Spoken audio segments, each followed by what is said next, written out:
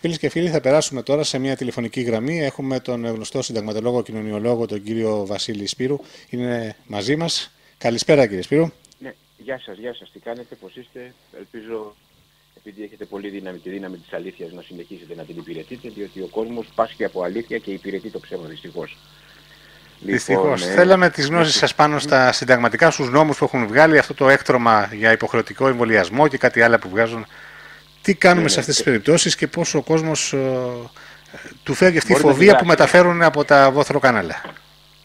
Καταρχήν το Σύνταγμα δυστυχώς μας υποστηρίζει μόνο σε ένα άρθρο, στο άρθρο 7 που έχω ξαναπεί, παράγραφος 2 του Συντάγματος, που λέει ότι απαγορεύονται τα βασανιστήρια, οποιαδήποτε σωματική κάκωση, αν κινδυνεύει βλάβη υγείας ή άσκηση ψυχολογικής βίας, και καθώς λέει και κάθε άλλη προσβολή κατά της ανθρώπινης αξιοπρέπειας, απαγορεύεται αυτό το πράγμα και τιμωρούνται δια νόμου. Δηλαδή σου λέει ότι δεν μπορείς να βασανίζεις τον άνθρωπο ούτε στο σώμα ούτε στην ψυχή και να του δημιουργήσει ψυχολογική κατάθλιψη, βιάζοντας το σώμα του με οποιοδήποτε τρόπο. Στην προκείμενη περίπτωση με τη μάσκα, η οποία ξέρουμε όλοι πλέον ότι είναι μια παγκόσμια μούφα, ένα παγκόσμιο ψέμα.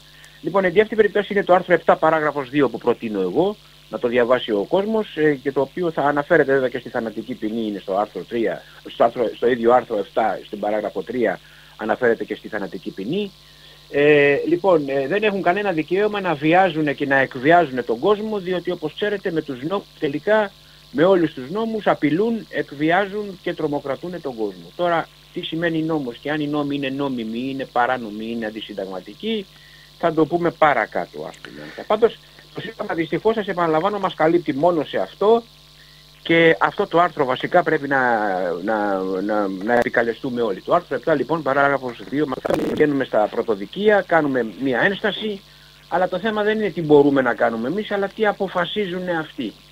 Καταλάβατε, όταν πας σε ένα δικαστή τώρα που φοράει μάσκα, είναι δυνατόν να του πεις βοήθησέ με να βγάλω τη μάσκα, αφού οι άνθρωποι αυτοί υπηρετούν το σύστημα. Οι δικαστές είναι και αυτοί μια όμορη συμμορία που λέω εγώ μετά τους πολιτικούς και χρησιμοποιούν και αυτοί οι παράνομους και αντισυνταγματικούς νόμους για να τρομοκρατούν τον κόσμο και δυστυχώς τον έχουν τρομοκρατήσει 99%. Λοιπόν, εφόσον ο ελληνικός λαός φοβάται τέτοιες απειλές, είναι πλέον άξιος της τύχης του και άξιος της μοίρας του. Κοιτάξτε, όποιος θέλει να τα βρει, όλος ο σχεδιασμός αυτός από τους ψυχοπαθείς, αυτούς παρανοϊκούς τύπους για τη μείωση του πληθυσμού υπάρχει στο διαδίκτυο με εκδόσεις βιβλίων. Υπάρχει το βίντεο από το Event 201 στην Νέα Υόρκη που τα είπαν και κάνανε και προσημείωση για τον κορονοϊό. Δηλαδή μπορεί να τα δει, να διαπιστώσει ότι είναι μούφα, όπως είπατε στην αρχή. Μούφα, είναι μούφα, παγκόσμιο παραμύθι, είναι παγκόσμια δολοπλοκία, παγκόσμια ραδιουργία, παγκόσμια εγκληματική οργάνωση, η οποία συνεχίζει με τέτοια με δίθεν τέτοιους ιούς, ή υπάρχουν από το 1920 όπως έχουμε πει, λεγόταν Δάγκια αυτός ο ιός και είχε σκοτώσει στην νίκαια του Πειραιά 15 άτομα. Αλλά γιατί τους είχε σκοτώσει? Γιατί τότε με ένα απλό συνάχη, επειδή οι άνθρωποι ήταν και εξυπόλυτοι μέσα στους πολέμους και μέσα στην κακουχία, πεθαίνανε από τη Δάγκια με 0,2 επικινδυνότητα, ας πούμε, όπως είναι και σήμερα. Λοιπόν, τον αναβιώσανε τώρα αυτόν τον ιό, έχουν φτιάξει άλλους 10 ιούς, αλλά δεν υπάρχει καμία θνησιμότητα γιατί υπάρχουν όλα αυτά τα φάρμακα σήμερα για να τους αντιμετωπίσεις. Συνεπώς τους έχουμε πάρει χαμπάρι πλέον και το κακό για αυτούς είναι ότι τους έχουν πάρει χαμπάρι και οι δικοί τους. Διότι όπως είπατε και εσείς και εγώ και πολλοί, προσπαθούν τώρα, αυτό είναι ένα παγκόσμιο μέσο πειθαρχίας, να δουν πόσο πειθαρχημένοι είμαστε για να μας φέρουν μετά το εμβόλιο και μετά να μας φέρουν να κατευθύνουν. Η μάσκα είναι η υποταγή, να μας βλέπουν υποταγμένους, ποιοι το δέχονται. Τώρα ακριβώς, το εμβόλιο όμως θα το δεχτεί περισσότερος κόσμος όσο τη μάσκα. Ακούστε, εγώ βλέπω ότι ο κόσμος όταν πηγαίνει και κάνει μπάνιο στη θάλασσα και περκυκλοφορεί έξω φοράει μάσκα. Λοιπόν, αυτή να είστε σίγουρος ότι θα το πάρει οπωσδήποτε το εμβόλιο, διότι έχει υποταχθεί στη μάσκα. Δεν θα υποταχθεί στο εμβόλιο όταν του πούνε αν δεν έχεις κάνει εμβόλιο δεν θα έχεις πρόσβαση στην τροφή σου, δεν μπορεί να μπαίνει μέσα στα σούπερ μάρκετ. Λοιπόν, τι θα κάνει? Δεν θα πάρει το εμβόλιο και αμέσως μετά με το ίδιο αιτιολογικό ότι δεν θα μπορείς πάλι να έχεις πρόσβαση στην τροφή σου, θα του βάλουν και το μικροτσίπ. Οπότε θα ανοίγουν οι πόρτες των σούπερ μάρκετ μόνο με το μικροτσίπ και θα κάνουν συναλλαγές. Δηλαδή πολύ λίγοι θα κάνουν αντίσταση απέναντι σε αυτή τη δολοφονία που έρχεται τον άνθρωπο. Μάλιστα. Εγώ πιστεύω ότι το 10% και αν θα κάνει την αντίσταση. Όλοι οι άλλοι θα πάνε σαν τα πρόβατα, θα καθίσουν στη σειρά και θα λένε, οι εξουσιαστές μας λένε ότι πρέπει να το πάρουμε για να σωθούμε και πιστεύουν τους εξουσιαστές. Έχω ξαναπεί ότι ο ελληνικός λαός λατρεύει τα δεσμά του. Δηλαδή το έλεγε ο Καβάρχης αυτό, οι Έλληνες λέει βάζουν στη Βουλή τα ελαττώματά τους και δεν υπάρχει μεγαλύτερη εξαχρίωση για έναν λαό από το να λατρεύει τα δεσμά του. Επομένως ο ελληνικός λαός λατρεύει τους νόμους που του επιβάλλουν οι πολιτικοί. Είμαι σίγουρος λοιπόν ότι θα πάνε αμέσως να πάρουν και το εμβόλιο και το μικροτσίπ, εκτός αν γίνει κανένα θαύμα, που υπάρχουν τα θαύματα, αλλά δυστυχώς λίγοι τα πιστεύουν, και μπορέσουν να ανατραπούν. Τόση στρατιωτική, τόση δικαστική αστυνομία, κανένας δεν τα βλέπει όλα αυτά. Να κάνει κάτι, ας πούμε, να βοηθήσει τον κόσμο. Έχουν ορκιστεί να φυλάτουν το Σύνταγμα. Ποιο Σύνταγμα φυλάτουν, που το έχουν κάνει τρυπητήρι? Το έχουν παραβιάσει το Σύνταγμα και στα 120 άρθρα μπορώ να σας πω ότι το Σύνταγμα έχει παραβιαστεί. Λοιπόν, και οι άνθρωποι κοιτάνε μόνο, εδώ ψηφίζουν νόμους και πάνε και ληστεύουν τα ταμεία τώρα όλοι αυτοί. Οι δικαστικοί, πολιτικοί, εφοπλιστές, βιομήχανοι, τράπεζες. Ψηφίζουν νόμους και πάνε και σκυλεύουν, ληστεύουν τα κρατικά ταμεία και εν συνεχεία οι χορτάτοι διδάσκουν ηθική στους πεινασμένους. Καταλάβατε λοιπόν, είναι δυνατόν αυτοί τώρα να βγουν από το σύστημα, αφού από το σύστημα τρέφονται σαν τις κατσαρίδες, σαν τα ποντίκια μέσα στους υπονόμους, σαν τα φίδια κάτω από τις πέτρες και σαν τα περιτώματα και που τρέφονται από τις ρίζες του. Εγώ τους ονομάζω σύγχρονους βρικόλακες. Βρικόλακες, οι οποίοι κυβερνούν με εντολιοδόχους δημοσιογράφους, με τα βοθροκάναλα τα οποία περνάνε το ψέμα και τον τρόμο και τα χρηματοδοτούν μάλιστα για να συνεχίζουν το έργο τους. Μα τα κανάλια έχω ξαναπεί ότι είναι εβραϊκά ουροδοχεία και μασονικά κοπροδοχεία. Όσοι δημοσιογράφοι βρίσκονται σε αυτά τα κανάλια ανήκουν στους Ρόταρι, στους Lions, όλοι ανήκουν σε κάποια μασονική στο Άιδο, άλλους τους διώχνουν. Λοιπόν, και εφαρμόζουν η εμπροστοφυλακή της νέας τάξης πραγμάτων, είναι ο διάβλος που λέγεται τηλεόραση, γιατί έχει οπτικότητα και ακουστικότητα. Λοιπόν, όλοι αυτοί κοιτάνε μόνο τα συμφέροντά τους, μόνο να περνάνε καλά, γιατί νομίζουν ότι περνάνε καλά. Θα μάθουν όμως σε πολύ σύντομα ότι δεν θα περάσουν καλά. Όσοι φραγιστούν θα τους περιμένουν φρικτάδινα, γιατί ο διάβολος δανείζει, ενώ ο Χριστός χαρίζει. Λοιπόν, όσα τους δίνει τώρα ο διάβολος θα τους τα πάρει με τόκο επί 10. Όλοι αυτοί λοιπόν που είναι οι αστυνομικοί που λέτε, καλά οι αστυνομικοί είναι πρετοριανοί τώρα, οι αστυνομικοί και αυτοί φοράνε εξάκτινα γαλόνια. Μα κοιτάξτε τα γαλόνια των αξιωματικών είναι εξάκτινα. Να πάνε σε μαγαζιά που βλέπουν κάποιους όρθους 10.000 πρόστιμο. Πάει στον δρόμο ο άλλος που έχει λίγο κάτω τη μάσκα του 150 ευρώ. Ναι. Δηλαδή δεν μπορείς να κυκλοφορήσεις. Να κυκλοφορήσεις, δυστυχώς. Εν τω μεταξύ ο κόσμος δεν ξέρει τα δικαιώματά του, δεν ξέρει να αμυνθεί, είναι φοβισμένος και εφαρμόζουν όλοι την αίρεση του καθησυχασμού. Έτσι. Ο φόβος, τι είναι ο φόβος? Άμα κοιτάξετε τα αρχικά της λέξης φόβος, σημαίνει φανταστική οντότης βάσει οργανωμένου σχεδίου. Αυτό σημαίνει φόβος. Αυτοί λοιπόν έχουν ένα οργανωμένο σχέδιο και με φανταστικά πρόστιμα, απειλές και τρομοκρατίες έχουν τρομοκρατήσει δυστυχώς τον κόσμο, ο οποίος έχει γονατίσει πλέον. Γιατί δεν ξέρει, δεν είναι απέδευτος. Ναι, μου λένε πολλοί, μα πεθάνανε τόσοι στην Ιταλία, πεθάνανε τόσοι στην Αμερική. Εσείς εδώ, λέω, έχετε δει κάποιον γνωστό σας, συγγενή σας, που κόλλησε κορονοϊό? Μου λέει όχι. Λέω, και αν κολλήσει κορονοϊό και έχει απλή γρίπη, πώς το ξέρετε εσείς, τους λέω. Ναι. Στην Ιταλία λοιπόν τότε με το δυστύχημα της Λαμπεντούζας, τους πνιγμένους είχαν βάλει μέσα στα φέρετα ένα βίντεο που βγήκε το 2011 και το παρουσιάζανε το 2020 και ήταν πνιγμένοι από το ναυάγιο της Λαμπεντούζας. Εγώ ξέρω πολύ καλά τι γινόταν στην Ιταλία, έχω μιλήσει, ανοίγαν τα φέρετρα και ήταν μέσα ξύλα, πέτρες, αφρολέξ, ρούχα, δεν υπήρχε κανένας νεκρός. Μας κοροϊδεύουν τώρα 290 νεκρούς τώρα τους τελευταίους 6 μήνες που έχουμε εμείς εδώ πέρα και υπάρχει... Τι ποσοστό είναι αυτό οι 290 νεκροί σε θνησιμότητα? 0, πόσο? Τίποτα, 0,0001. Τίποτα. Ακούστε, στην Ελλάδα πεθαίνουν καθημερινώς 350 άτομα. Από διάφορες ασθένειες. Έτσι, άμα κοιτάξετε την Ελστάτ και την Εσία, ναι. πεθαίνουν 350 και γεννιούνται 280 κατά μέσον όρο με 300. Δηλαδή οι θάνατοι, δηλαδή το 2019 που κάναν απογραφή, είχαμε 114.000 θανάτους και 95.000 γεννήσεις.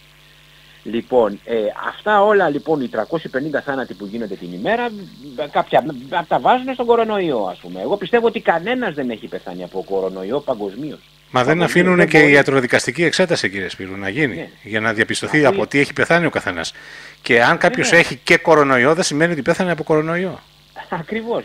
Και από ό,τι βλέπω είναι πολύ νεαροί αυτοί που πεθαίνουν, 100 χρονών, 80. Μπράβο. Ναι. Όχι, να σας πω κάτι, και 150 να είναι, ναι, δεν μπορεί ο κορονοϊός να σκοτώσει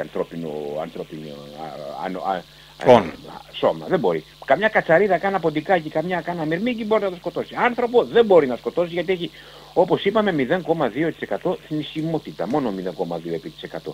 Αυτοί λοιπόν τώρα προσπαθούν να βγάλουν, αν δεν το βγάλαν ήδη, ένα καινούριο κορονοϊό που να έχει κινδυνότητα πάνω από 20%.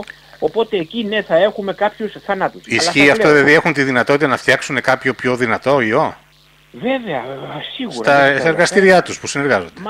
Μα γιατί το AIDS τι ήτανε, γιατί η γρίπη των χείρων τι ήτανε, γιατί η μηνυγκίτιδα που σκοτώσαν 144.000 παιδιά στην Ινδία τι ήτανε, ο Gates τώρα, ο Γεδέων.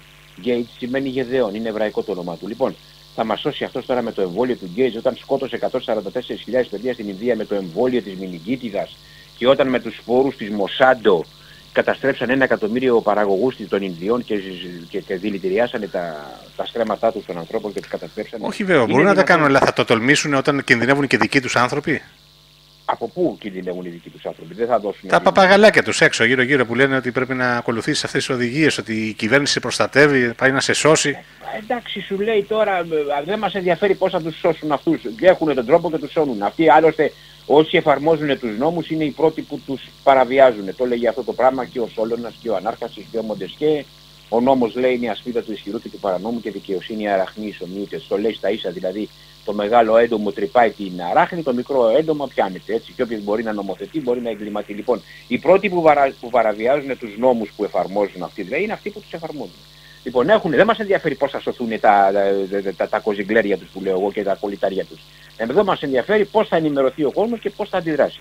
Λοιπόν, μπορούν βεβαίως να. Οι τηλεοράσεις είναι κλειστές, δεν μπορεί να μιλήσει σε αυτές τις τηλεοράσεις ευρέως. Το διαδίκτυο είναι το μόνο που υπάρχει μέχρι στιγμής όρθιο και δεν ξέρω πόσο θα είναι ανοιχτό. Μάλιστα. Εγώ πιστεύω πολύ σύντομα θα το κλείσουν και το διαδίκτυο για να μην υπάρχει. Κάτι τέτοιο πιστεύω κι εγώ. Καταλάβατε, μακάρι να πέσουμε έξω. Λοιπόν, και είπαμε ότι η τηλεόραση είναι η μπροστοφυλακή της νέας τάξης πραγμάτων. Με την τηλεόραση τρομοκρατούν τον κόσμο και όσοι ανήκουν εκεί και όσοι επιχορηγούνται από την τηλεόραση είναι ευρωμασονικά τα λεφτά. Αυτά είναι βρώμικα. Λοιπόν, και είναι όλοι αυτοί προσκυνημένοι, συμφωνημένοι, γονατισμένοι, δειλοί, άνανδροι, ρυψάσπιδες. Λοιπόν, και τους ενδιαφέρει μόνο το προσωπικό του συμφέρον, χωρίς να έχοντας ξεχάσει ότι αυτόν που υπηρετούν τους τα έχει δανείσει αυτά και θα τους τα πάρει εις δεκαπλούν πίσω. Καταλάβατε, νομίζουν εφήμερα ότι περνάνε καλά. Σε μερικούς μήνες θα διαπιστώσουμε και αυτοί ότι περνάνε πάρα πολύ καλά, πάρα πολύ άσχημα, διότι ο διάβολος είναι ετερόφωτος, δεν είναι αυτόφωτος και παίρνει ενέργεια από τις ψυχές των οπαδών του. Θα τους τα πάρει όλα πίσω, καταλάβατε. Λοιπόν, όλοι αυτοί νομίζουν ότι ευημερούν. Πολύ σύντομα θα δούνε τα ραδίκια ανάποδα. Θα δούνε δηλαδή τα παιδιά τους μέσα σε σανατόρια και αυτοί. Δεν πρόκειται να γλιτώσει. Δεν πιάνεται φίλος ο διάβολος. Ο διάβολος δεν πιάνεται φίλος. Ο διάβολος θέλει μόνο ενέργεια και γι' αυτό επιδοτεί στην αρχή και εν συνεχεία σου τα παίρνει όλα. Λοιπόν, τώρα άμα περιμένουμε να σωθούμε από νόμους, από τηλεοράσεις, από συμφωνίες, δεν γίνεται. Αν ο ελληνικός λαός δεν αντισταθεί, σας είπα προηγουμένως για το Σύνταγμα, ποιο είναι το άρθρο, δεν λέει τίποτα και αυτό, διότι εφαρμόζονται αυτά από τους δικαστές. Οι δικαστές είναι οι εφαρμοστές και είναι αυτοί οι οποίοι επιβάλλουν τους νόμους. Όταν και οι δικαστές είναι τρομοκρατημένοι ή ανήκουν σε μασονικές στοές που ανήκουν όλοι. Μα τώρα μπαίνει στο δικαστήριο και φοράνε μάσκα όλοι. Αυτό σας λέω, φοράνε μάσκα. Θα πας λοιπόν στο μασκοφόρο να του πεις βοήθησέ με να βγάλω τη μάσκα. Οι άνθρωποι είναι όχι τρομοκρατημένοι, είναι προσκυνημένοι, συμφωνημένοι, γονατισμένοι, δειλοί, άνανδροι, διψάσπιδες, αγράμματοι, ημιμαθείς, ημιθανείς. Και το μόνο που τους ενδιαφέρει είναι το να πηγαίνουν να παίρνουν τα λεφτά, να πούμε. Λοιπόν, αυτοί είναι ικανοί για οποιοδήποτε έγκλημα. Εδώ πέρα έχουν σκοτώσει χιλιάδες κόσμο. Όχι μόνο οι πολιτικοί και οι δικαστικοί έχουν σκοτώσει 35.000 άτομα τα τελευταία 30 χρόνια. Προ Χριστού σκοτώσαν τον Χριστό, μετά Χριστό. Με τις αποφάσεις εννοείται. Με τις αποφάσεις. Υπάρχει μεγαλύτερο όπλο από την απόφαση. Όχι βέβαια, και αυτό όπλο είναι. Το χειρότερο όπλο, το πιο βιοτρονικό όπλο. Σε σκοτώνει και σε σκοτώνει με παράπλευρες απώλειες όπως είναι τα εγκεφαλικά, οι καρδιές. Εδώ αυτοκτονεί ο άλλος πριν πάει στο δικαστήριο, μα ξέρει που θα χάσει το σπίτι του. Ακριβώς. Φοβάται λοιπόν. Γι' αυτό λέω, ένας έντιμος και ηθικός άνθρωπος πάει ποτέ να γίνει πολιτικός και δικαστικός. Όλα τα αποβράσματα γίνονται πολιτικοί και δικαστικοί γιατί ξέρουν πρώτον ότι οι νόμοι είναι παράνομοι και δεύτερον τους έχουν δώσει το δικαίωμα να τους εφαρμόζουν κατά το δοκούν και κατά το γουστάρο. Οι ίδιοι δηλαδή τους εφαρμόζουν όπως θέλουν αυτοί, σύμφωνα πάλι με το άρθρο 177 του κώδικα της ποινικής δικονομίας που λέει ότι ο δικαστής μπορεί να ακούει μόνο τη φωνή της συνείδησής του, λέει, για να πάρει μια απόφαση και δεν είναι υποχρεωμένος να λαμβάνει υπόψη του τα αποδεικτικά στοιχεία. Ναι, έχετε συνείδηση, ρε παλικάρια. Και σκοτώσατε τον Χριστό, σκοτώσατε τον Σοκράτη, τον Τζορντάνο Μπρούνο, τον Βίλχεμ Ράικ, τον Ρόμπερτ Μουρ, τον Γιάννη Αγιάννη και χιλιάδες άλλους. Εμένα 3 μηνύσεις έκανα κατά του εβραϊκού κράτους. Πριν λίγες μέρες είχαμε ένα ιατρικό συνέδριο στην Αθήνα, όπου γνωστείς αξίας γιατροί, νομπελίστες, είπαν την άποψή τους. Δεν πήγε ούτε τηλεόραση, τους βγάλανε και ψεκασμένους και τρελούς.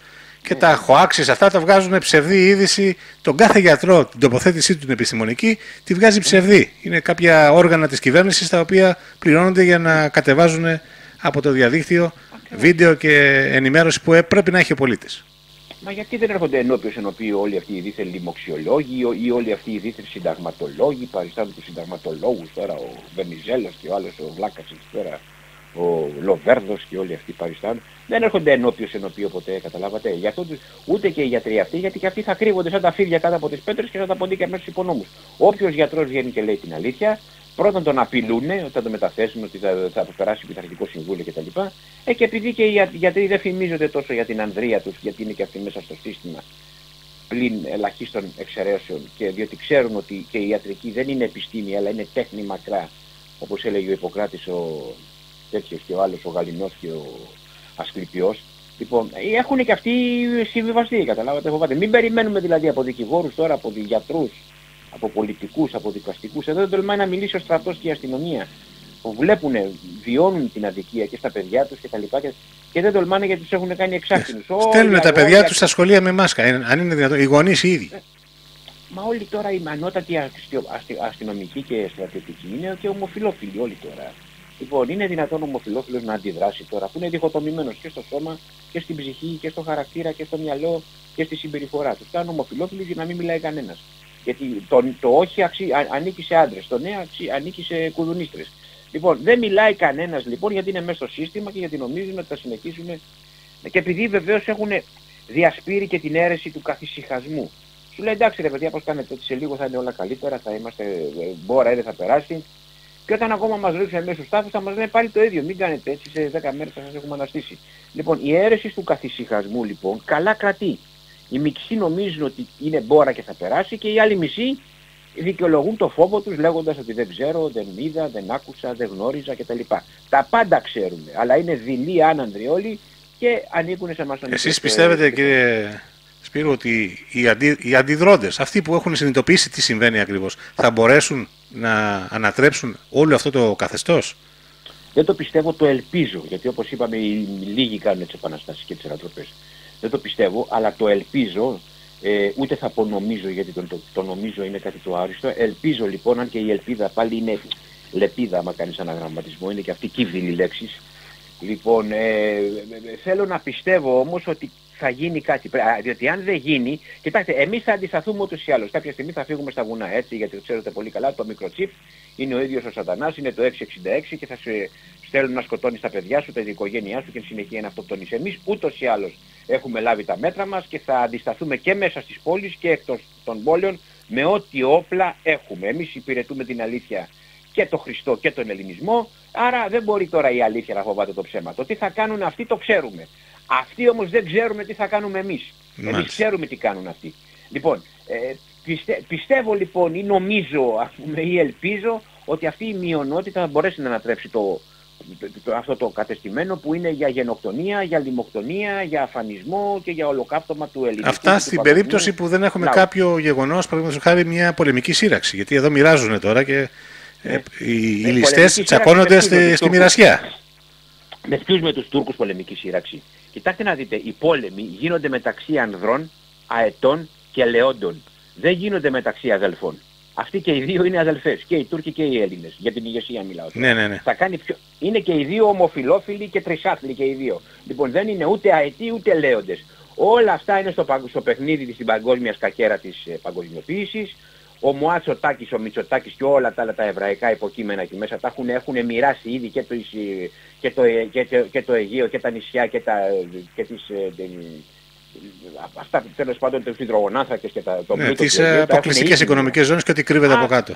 Το θησαύρο που έχει η Ελλάδα. Εδώ δεν κάνουν ένωση ΑΟΣ μεταξύ Ελλάδος και Κύπρου. Λοιπόν, τα έχουν βρει, δεν γίνονται πόλεμοι, δεν γίνονται. Οι αδερφές κάνουν αλλαξοκολλιές, δεν κάνουν πολέμους τώρα. Σιγά τώρα μην κάνει ο Ερντογάν τώρα, εδώ πέρα δεν μπορεί να αντιμετωπίσει το τσουνάμι της αντίστασης που έχει μέσα στον ίδιο του το λαό. Μπορεί να στήσουν κάποιο επεισόδιο για να το μοιράσουν πιο εύκολα. Ναι, βεβαίως, είναι σίγουρο ότι μπορεί να γίνει μια ψημαχία, ας πούμε, να σκοτωθούν 5, 10, 20. Ναι, για να μπορέσουν να τα δώσουν με πιο ευκολία, να έχουν τη δικαιολογία. Ναι, για τη δικαιολογία, να τρομοκρατήσουν τον λαό, να πούνε τώρα θα πάμε σε πόλεμο, ρε παιδιά, άντε να τα βρούμε τώρα τέλος πάντων. Βέβαια, οι Τούρκοι τα τελευταία 50 χρόνια έχουν σκοτώσει 122 Έλληνες. Τόσο μικροί εχθροί μας είναι. Εγώ μιλάω με τη γλώσσα των αριθμών, βεβαίως και είναι εχθροί μας, αλλά οι Τούρκοι τα τελευταία 50 χρόνια έχουν σκοτώσει 122 Έλληνες. Οι τράπεζες οι ελληνικές, που είναι εβραϊκές όλες, τα τελευταία 50 χρόνια έχουν σκοτώσει 500.000 Έλληνες. Για να δούμε λοιπόν ποιος είναι πιο εχθρός τώρα, οι ελληνικές τράπεζες, οι Τούρκοι, οι πολιτικοί έχουν σκοτώσει 2 εκατομμύρια Έλληνες με τους νόμους, με παράνομους νόμους. Δηλαδή μόνο ο Παπανδρέου το 1986 με τον νόμο 1609 σκότωσε 14 εκατομμύρια Έλληνες. Το 1986 νομιμοποίησε τις αμβλώσεις, έτσι. Μέχρι τότε είχαμε 50.000 αμβλώσεις το χρόνο, 100, τώρα έχουμε 500. Λοιπόν, με τους νόμους κάνουν εγκλήματα και εν συνεχεία και οι δικαστές, όπως σας είπα προηγουμένως, σκοτώσαν 35.000 κόσμο με τις δικαστικές αποφάσεις τα τελευταία 30 χρόνια. Επομένως, ποιοι είναι τώρα μεγαλύτεροι εχθροί, οι εντός ή οι εκτός? Οι Τούρκοι σκοτώσαν 122 άτομα, αποδεδειγμένα και κατεγραμμένα. Μιλάνε οι αριθμοί, κύριε Σπύρο, μιλάνε οι αριθμοί. Υπάρχει καλύτερη γλώσσα από την αριθμολογία. 1 και 1 ίσον 2. Λοιπόν, ο Δημοσθένης έλεγε για να νικήσεις τους εχθρούς που είναι έξω από το κτίριο, πρέπει να νικήσεις και να σκοτώσεις πρώτα τους προδότες για να μην γίνει η προδοσία νόμος. Δηλαδή αυτούς που έχεις μέσα στο κτίριο. Λοιπόν, εμείς λοιπόν τώρα αντί να αντιμετωπίσουμε τους πραγματικούς εχθρούς που μας σκοτώνουν καθημερινώς με τα τραπεζικά συστήματα, με τους νόμους, με τις τράπεζες, με την κλεπταποδοχή, με την τοκογλυφία που κάνουν οι τράπεζες, κοιτάμε λέει οι Τούρκοι μήπως μας σκοτώσουν.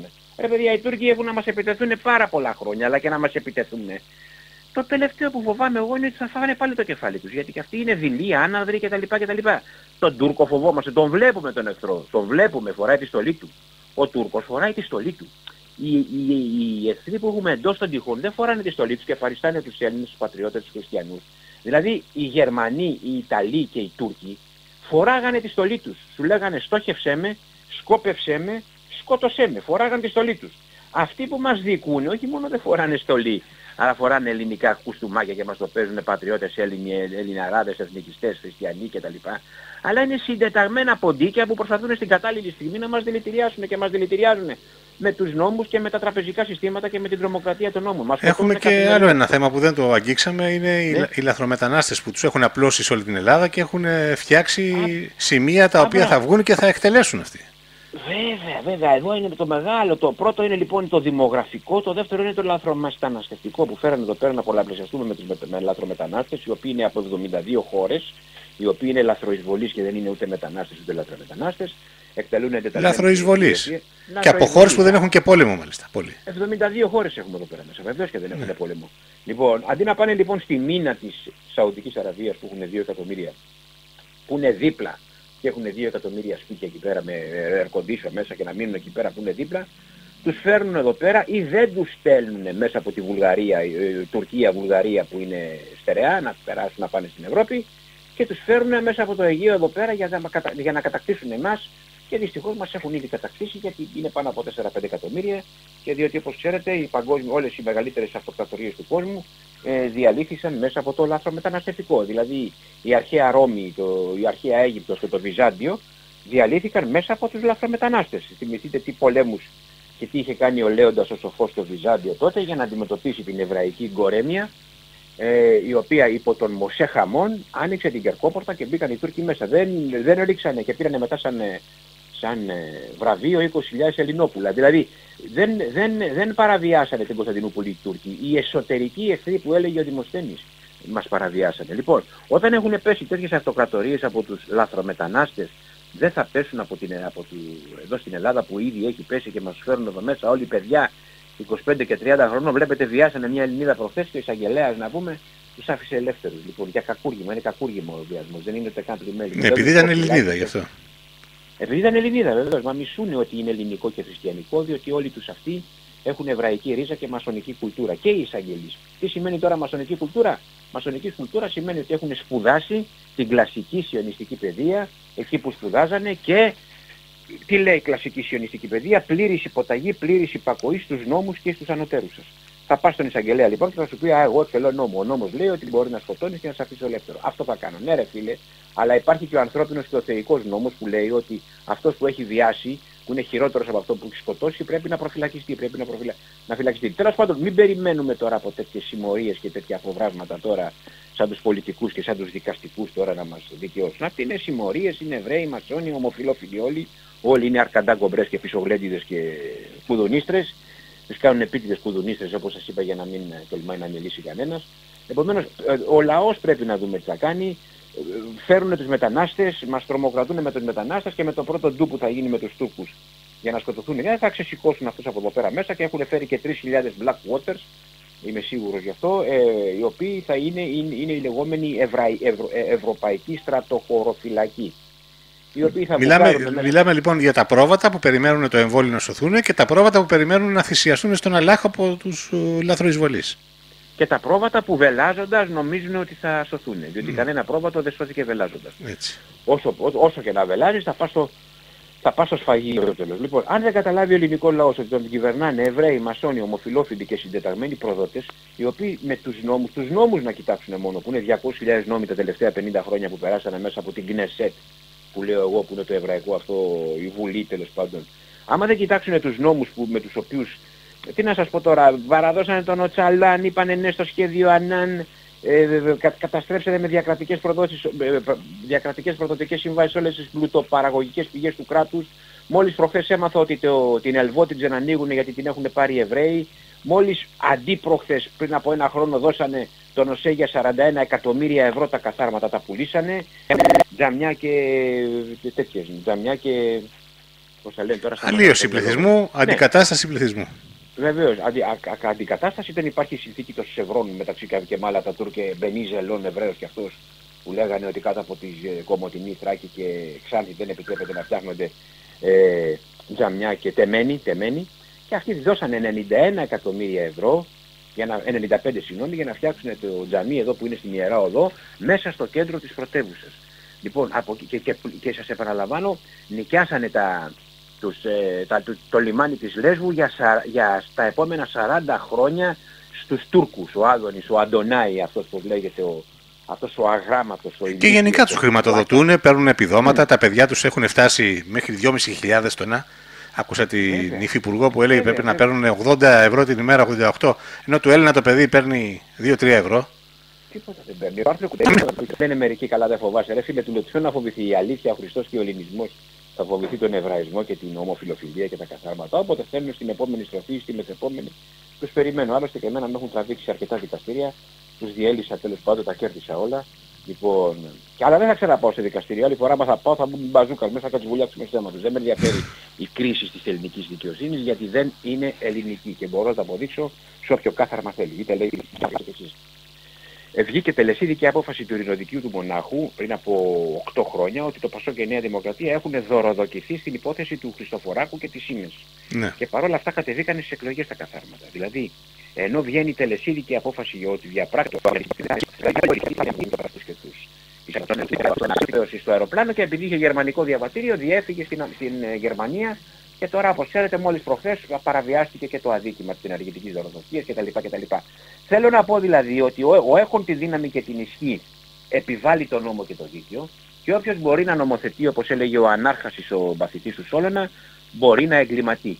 Άρα η δικαιοσύνη είναι σαν το φίδι και οι νόμοι. Διαγώνει πάντοτε τους ξυπόλυτους. Αυτή είναι η δικαιοσύνη. Δαγκώνει τον ξυπόλυτο. Άμα έχεις λεφτά τους εξαγοράζεις όλους, πολιτικούς, δικαστικούς, αστυνομικούς, διότι έχουμε ξαναπεί ότι όλοι αυτοί, ειδικά οι εξουσιαστές, είναι ένα κομμάτι κρέας προς μετατόπιση και τοποθέτηση με μια τιμή αγοραπολισίας. Όλοι αυτοί έχουν μια τιμή αγοραπολισίας. Και το αποδεικνύει με τους νόμους. Άλλος νόμος είναι το 107 του Συντάγματος που είναι μέσα το άρθρο 107 που είναι μέσα στο Σύνταγμα.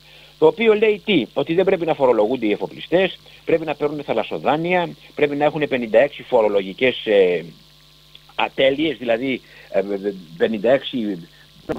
Αυτή τη στιγμή οι 1.200 εφοπλιστές να χρωστάνε 200 δισεκατομμύρια ευρώ από θαλασσοδάνεια που έχουν πάρει, γιατί τους έχουν κάνει μια ρύθμιση δήθεν ότι για κάθε εκατομμύριο που κερδίζουν πρέπει να δίνουν 10.000 ευρώ στο ελληνικό δημόσιο. Δηλαδή κερδίζουν 1 εκατομμύριο και πρέπει να δίνουν 10.000.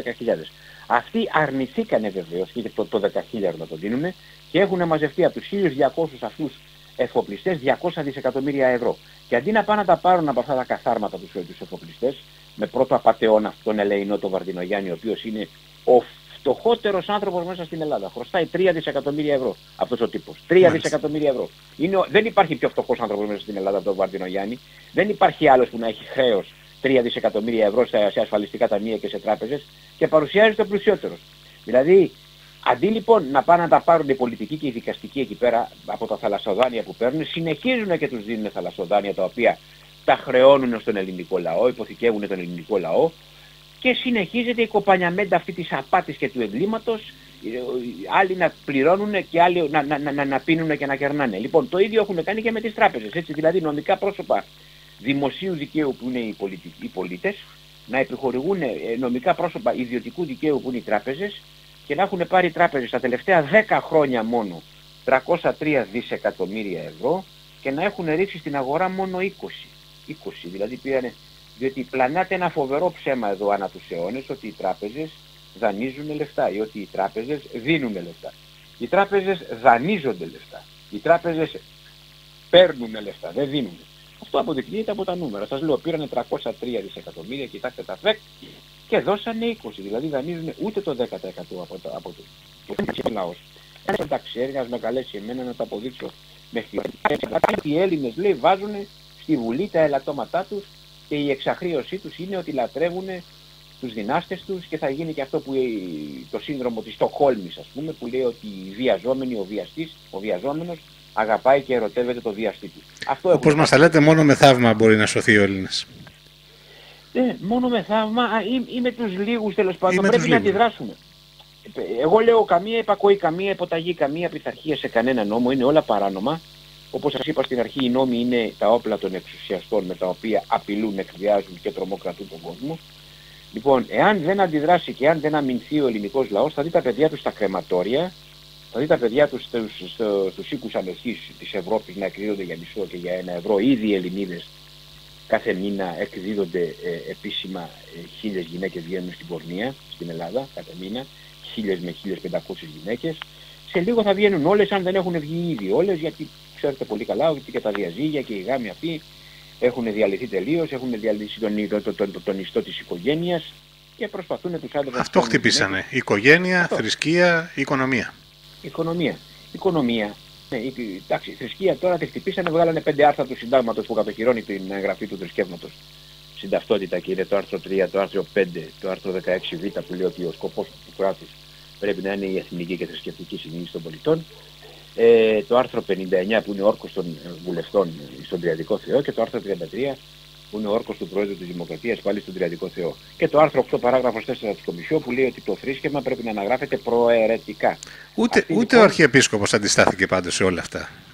Μα εγώ πιστεύω ότι και ο Αρχιεπίσκοπος είναι δειλός, άνανδρος, ομοφιλόφιλος, Εβραίος, μασόνος και βεβαίως είναι κατά δήλωση και δεν είναι κατά χάρη χριστιανός. Γιατί αυτή τη στιγμή τι κάνει οι Εβραίοι, έχουν μπει μέσα στη χριστιανική θρησκεία και έχουν κάνει δεσποτάδες Εβραίους, μασόνους και ομοφιλόφιλους που είναι μέσα στο Χρυσάφι να πούμε και λένε ότι είναι εκπρόσωποι του Θεού. Μα ο Χριστός ήταν ο πρίγκιπας της φτώχειας, δεν ήταν ο πρίγκιπας του πλούτου ο Χριστός. Αυτοί θέλουν λοιπόν τον πρίγκιπα του πλούτου που περιμένουν, που θα είναι ο Αντίχριστος. Και γι' αυτό έχουν πετύχει με τα λεφτά του Σολομώντα που βρήκανε τέλος πάντων και με τα ναυάγια που κατεβάσανε με τον Ζακ Κουστό και μαζέψανε 5.000 ναυάγια με χρυσές λίρες και αμύθιτους θησαυρούς και συνεχεία εξαγοράσαν όλες τις κυβερνήσεις του κόσμου, γιατί από εκεί ξεκίνησε η απάτη των Εβραίων. Βρήκανε το ναό το χρυσό του Σολομώντα και εν συνεχεία με την τεχνολογία μαζέψαν όλα τα ναυάγια κάτω από τους ωκεανούς. Λοιπόν, και εν συνεχεία εξαγοράσαν όλες τις ελληνικές κυβερνήσεις και τις κυβερνήσεις και κάνουν αυτά τα εγκλήματα με τους νόμους, με τα τραπεζικά συστήματα. Μου λέτε για οικονομία. Οικονομία δεν υπάρχει. Οικονομία είναι χαρτονομία. Χαρτί κόβεις, χαρτί τυπώνεις, χαρτί μοιράζεις. Η οικονομία ήταν όταν ήταν ιδρωμένη οικονομία. Δηλαδή έδινες φακές και έπαιρνες φασόλια. Έδινες αλεύρι και έπαιρνες ντομάτες, ξέρω εγώ. Έπρεπε να φτύσεις αίμα μες στο χωράφι, να κοπρίσεις, να καλλιεργείς. Και όταν μπήκαμε στη φωτοτυπημένη, χαρτογραφημένη οικονομία που είναι το χρήμα, αυτό δεν λέγεται οικονομία, αυτό λέγεται χαρτονομία. Φωτοτυπημένη χαρτονομία, γιατί όπως σας είπα, χαρτί κόβεις, χαρτί τυπώνεις, χαρτί μοιράζεις. Και μέχρι το 1923 υπήρχε μια αναλογία χρήματος και χρυσού. Τώρα πρέπει να τα βάλουν οι λίγοι με τη Λερναία Ύδρα. Με τη ακριβώς. Ναι, τα έβαλε όμως με τη Λερναία Ύδρα. Ο ένας τα έβαλε. Φανταστείτε λοιπόν, εμείς είμαστε ήδη λίγοι, άρα είμαστε ελπιδοφόροι το αποτέλεσμα. Ο ένας όταν μπορεί και σκότωσε το λιοντάρι της Νεμαίας και την Λερναία Ύδρη και όλα τα άλλα, Λερναία Ύδρα, εμείς μπορούμε να σκοτώσουμε. Αυτοί κρέμονται σε μία κλωστή. Σε μία κλωστή κρέμονται, διότι σας είπα ότι επειδή είναι μασόνοι δεν έχουν ψυχή αυτή. Την έχει πάρει ο διάβολος.